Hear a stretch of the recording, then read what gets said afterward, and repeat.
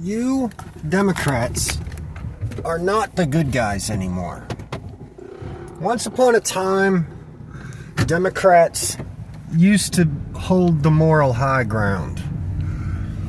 It used to be this thing where you're discriminating against people, so people were like, okay, I don't want to be a bad person. I don't want to be somebody who discriminates, so let me bend to this. Let me bend to what the Democrats are saying and doing, because of course they're all victims. They're always the victims. They're always the ones who, are the oppressed.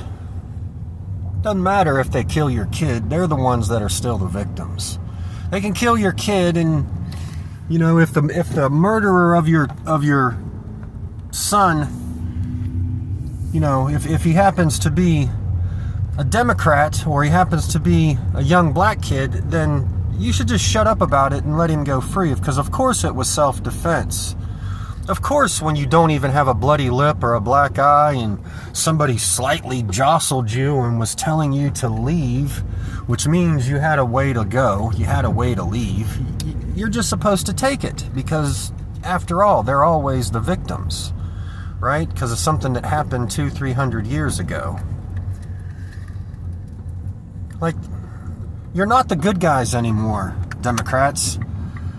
Jimmy Kimmel, you'll never see my face, but if I'm a racist, like the Democrat Party tries to call all Republicans, doesn't matter if they're white, black, or Latino, or Chinese, we're all racist because, we just want to live in peace and we don't want, drug addicts on the corner and homelessness and shit on the streets and 15 guys hanging out in front of the fucking convenience store harassing your family members as they just go try to get a gallon of milk.